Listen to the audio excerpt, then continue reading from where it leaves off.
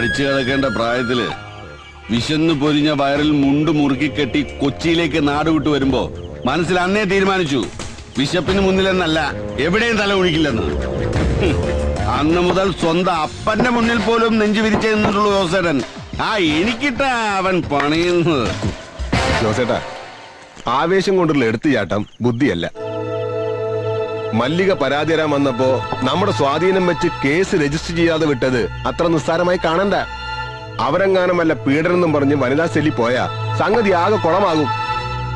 മാർഗമല്ല, ലക്ഷ്യമാണ് പ്രധാനം. ശത്രുവിനെ മിത്രമാക്കിയില്ലെങ്കിൽ കാര്യങ്ങൾ നമ്മുടെ കൈവിട്ടു പോകും. എന്നുവെച്ചാ എങ്ങനെയെങ്കിലും ശരവണനെ നമ്മുടെ കൂടെ നിർത്തണം. വക്കീൽ പറഞ്ഞാ ശരി, പക്ഷെ അവനെ കൂടെ കൂട്ടുക എന്നുള്ളത് എളുപ്പമല്ല.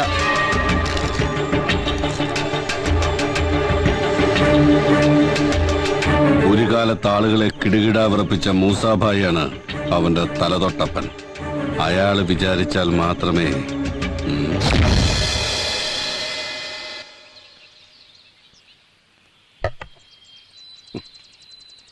ജോസിന് അറിയാലോ നമ്മുടെ അവസ്ഥ. ഏതായാലും ഓൻ വരട്ടെ. തലശ്ശേരി എന്നുള്ള ബന്ധത്തില് ഈ കുട്ടി ഒരാളല്ലേ ഉള്ളൂ. ഖദീജ മയ്യത്തായപ്പോ വേറൊരു നിക്കാഹിന് പലരും നിർബന്ധിച്ച്. പക്ഷേ ഇവളുടെ കാര്യം ഓർത്തപ്പോ വേണ്ടെന്ന് വെച്ചു.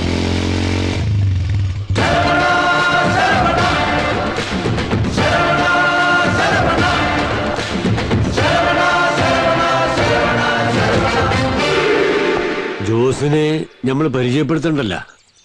നന്നായിട്ടറിയാം. ഞങ്ങൾ ഒരേ കളരിയിൽ ഒരുമിച്ച് കളി തുടങ്ങിയവരാ. ഇടയ്ക്ക് വെച്ച് ഞാനൊന്ന് കളം മാറി കച്ചവടത്തിലേക്ക് തിരിഞ്ഞു.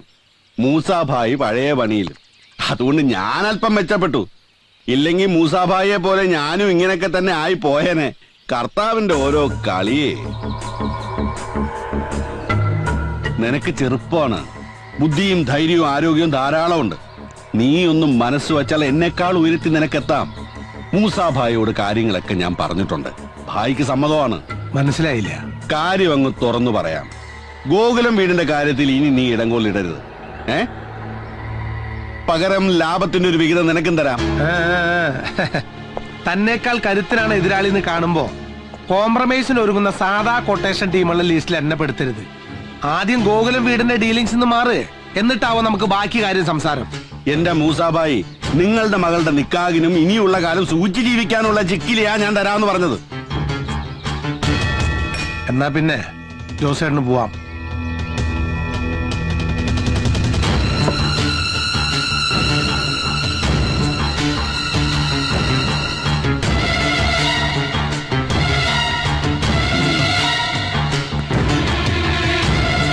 മൂസാഭായി, ഇവൻ നിങ്ങളുടെ കുഴി തോണ്ടാൻ വന്നവനാ. സൂക്ഷിച്ചോ രണ്ടാളും.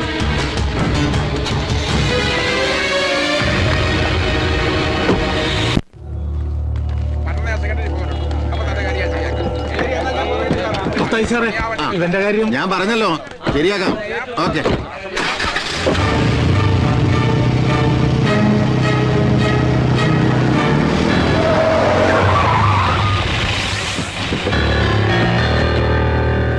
സാറേ, ഞങ്ങള് നയനാൻസ് കമ്പനിന്ന് വരിക ഈ വണ്ടി പിടിച്ചോണ്ട് പോവാൻ. പലതവണ പറഞ്ഞിട്ടും കുടിശ്ശിക അടച്ചു തീർക്കാത്തോണ്ട് വണ്ടി തിരിച്ചു പിടിക്കണമെന്നാ ഞങ്ങൾക്ക് കിട്ടിയ ഓർഡർ. ഈ നിൽക്കുന്ന ആരാന്നറിയോ? ഞങ്ങളുടെ പാർട്ടിയുടെ കേന്ദ്രത്തിലെ ജോയിന്റ് സെക്രട്ടറിയാ. IACC അനിശ്ചയത്തെ നേതാവാ. IACC അല്ല, വണ്ടിയുടെ CC അടയ്ക്കേണ്ട കാര്യ. ഒരു വർഷത്തെ കുടിശ്ശിക ബാക്കിണ്ടേ.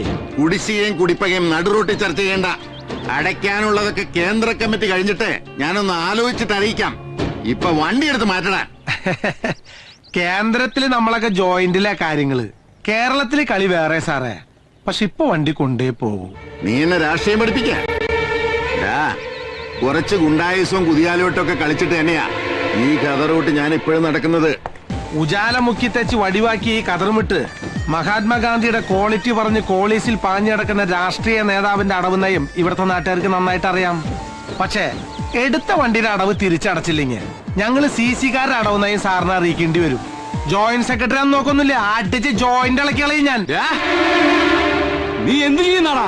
ഞങ്ങൾ ഇത്ര അണികളുള്ളപ്പോ ഷൺമുഖ, നീയൊക്കെ സമരത്തിന് സർക്കാർ വണ്ടിയുടെ ടയർ കുത്തിപ്പൊട്ടിച്ച പഴക്കുള്ളൂ. എനിക്ക് വയറ് കുത്തിപ്പൊട്ടിച്ച തഴക്കം. പൊട്ടലുവാരി സമരമാല തീർക്കും ഞാൻ. നീയൊക്കെ അണിയല്ല, നീയൊക്കെ പാർട്ടിയുടെ വെറും ആണിയാ. വേണ്ട വേണ്ട.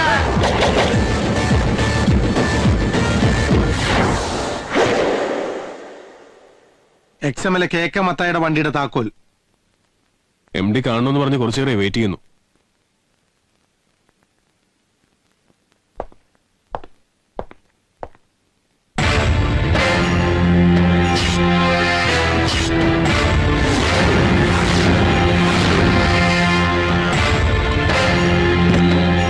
വരണം വരണം. ഈ കസേരയിൽ നീ എന്നെ ഒട്ടും പ്രതീക്ഷിച്ചില്ല അല്ലേ? ആരും പ്രതീക്ഷിക്കാത്തടത്ത് പ്രത്യക്ഷപ്പെടുക, അത് ജോസേട്ടന്റെ സ്റ്റൈലാ. 99 ഫൈനാൻസേഴ്സ് ബാധ്യതകളടക്കം ഞാനിങ്ങ് ഏറ്റെടുത്തു. ഒപ്പം നിന്നെയും. അങ്ങനെ ഒരു കരാർ നീ ഒപ്പിട്ടിട്ടുണ്ടേ. ഞാൻ അന്നേ നിന്നോട് പറഞ്ഞില്ലേ, പണത്തെക്കാളും കായികബലത്തെക്കാളും എതിരാളിയെ ജയിക്കാൻ വേണ്ടത് ബുദ്ധിയാ. അസലായി, നന്നായി. പക്ഷെ ഇതുകൊണ്ടൊന്നും എന്റെ ജോസേട്ടൻ ജയിച്ചു എന്ന് വിചാരിക്കണ്ട. എന്റെ വിജയങ്ങളുടെ കണക്ക് ഈ നഗരത്തിലെ മണൽത്തരികൾക്ക് വരെ അറിയാം.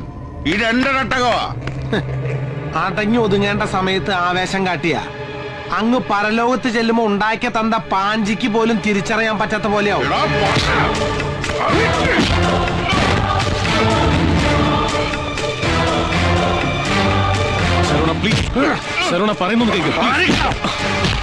നിന്റെ മൂസാക്കയുടെ പ്രായമുള്ളതുകൊണ്ട് മാത്രം നിന്നെ ഞാൻ വെറുതെ വിടണേ. ഇനിയെങ്ങാനും നീ എനിക്കിട്ട് പണിയാൻ വന്ന സാക്ഷാൽ പഴനിമുരുകനാണ് സത്യം. നിന്നെ ഞാൻ നിർത്തി കത്തിക്കും കേട്ടാ.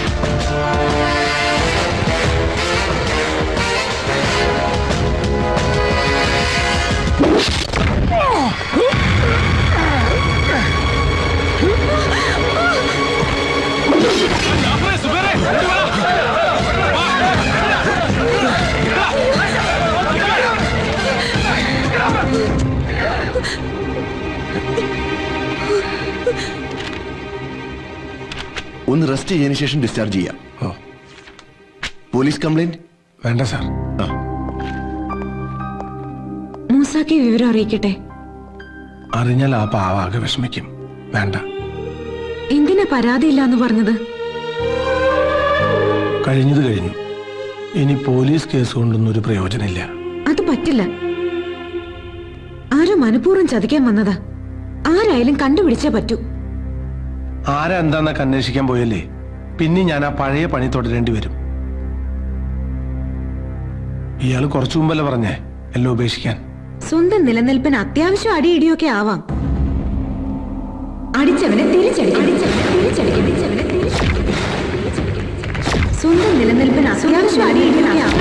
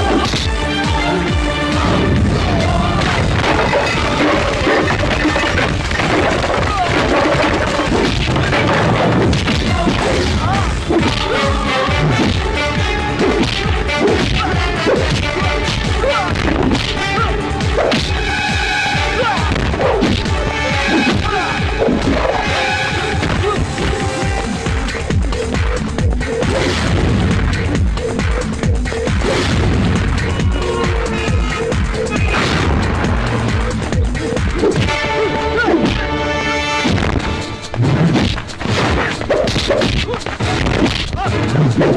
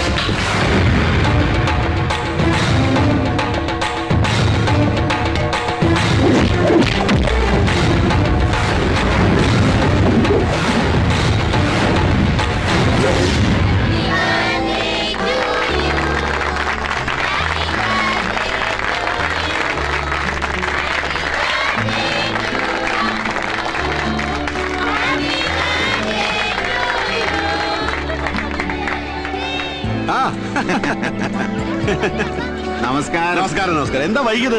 നമ്മുടെ ജില്ലാ സെക്രട്ടറിയും കൂടെ വരുമെന്ന് പറഞ്ഞ് വെയിറ്റ് ചെയ്യുമ്പോൾ അങ്ങനെ ഫോൺ ചെയ്ത് പറയുന്നു ഒരു അർജന്റ് മീറ്റിംഗ് ഉണ്ടെന്ന്. അപ്പൊ വരില്ലേ? വരും വരും, കുറച്ച് ലേറ്റ് ആവുമെന്ന് പറയുന്നു.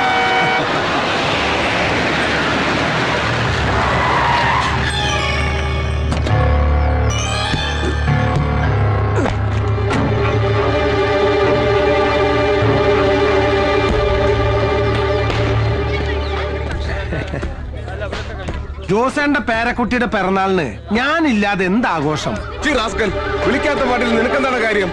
മാന്യന്മാർ ഒത്തുപിടിക്കുന്നിടത്ത് ഒരു സീൻ ഉണ്ടാക്കാനാണ് ഭാവെങ്കിൽ വന്ന കോരത്തിലായിരിക്കില്ല തിരിച്ചു പോകുന്നത്. കോളേജ് പിള്ളേരുടെ കൂടെ സ്റ്റാർ ഹോട്ടലിൽ പോയി അന്തിക്ക് 2 ലാർജ് അടിച്ച് മഴ നൃത്തം ആഘോഷിക്കുന്ന നിന്റെ ഈ ഭാര്യയുടെ സ്റ്റാറ്റസിൽ അഭിമാനം കൊള്ളുന്ന നീയാണോ മാന്യൻ?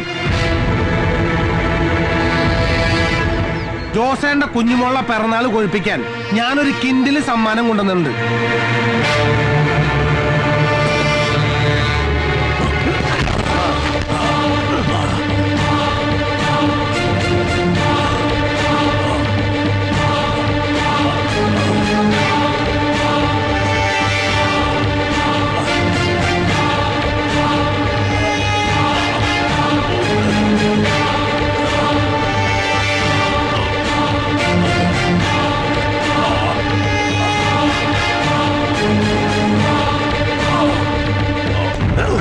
കൊടുക്കണ ജോസേന്റെ ഒരു സമ്മാനം.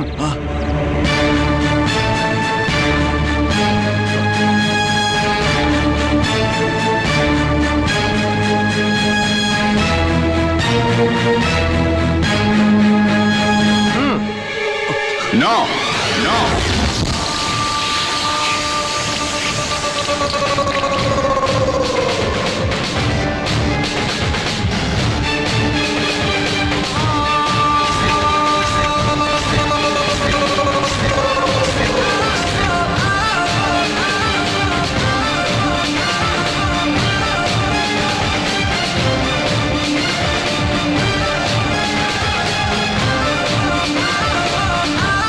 എന്റെ അപ്പന്റെ നേരെ കൈ ഉയർത്താൻ മാത്രം നീ വളർന്നിട്ടില്ലടാ. ഞാൻ ഐസക് ജോൺ, ജോസേട്ടന്റെ മോനാ. ഉശിരുള്ള ആമ്പിള്ളേരുള്ളപ്പോ കളി നേർക്ക് നേരെ, അതാണ് ആണത്വം. ഇത് നിന്നെ പോലെ ജിമ്മി പോയിട്ട് ഇരുമ്പ് പൊക്കിണ്ടാക്കിയ ശരീരല്ല, കോഴിക്കോട് പാളയം മാർക്കറ്റിൽ അധ്വാനിച്ചുണ്ടാക്കിയ ശരീര. ഇത് വെച്ചൊരു അലക്കാലക്കേണ്ടല്ല. അപ്പനെ കയറി ജോസേട്ടാന്ന് വിളിക്കുന്ന നിന്റെ കാളസ അപ്പ കീറും. നാട്ടുമ്പുറത്ത് ഊച്ചാലയോട് സംസാരിക്കുന്ന ഭാഷ നീ എന്നോട് സംസാരിച്ചാലുണ്ടല്ലോ അറിയില്ല നിനക്കെന്നെ. അറിയടാ, നന്നായിട്ടറിയാം. നിന്റെ അപ്പം പഠിക്കാത്ത ബിസിനസ് മാനേജ്മെന്റ് പഠിക്കാൻ ഡൽഹി പോയ നീ ഇന്ന് ലാൻഡ് ചെയ്തപ്പോഴേ ഞാൻ തീരുമാനിച്ചു എന്റെ അടുത്ത ഇര നീയാണെന്ന്. മോനെ ഐസ്പ്രൂട്ടെ, ഞങ്ങളെ പോലുള്ളവരെ മാനേജ് ചെയ്യാൻ നിപ്പ പിടിച്ച മാനേജ്മെന്റ് മാത്രം പോരാ.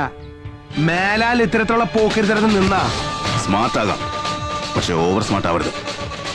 എന്നെ അപ്പനെ അപമാനിച്ച നീ രക്ഷപ്പെട്ടു എന്ന് കരുതണ്ട. നിന്റെ അന്ത്യം വരെ നിഴല് പോലെ ഞാനുണ്ടാവും. സൂക്ഷിച്ചോ.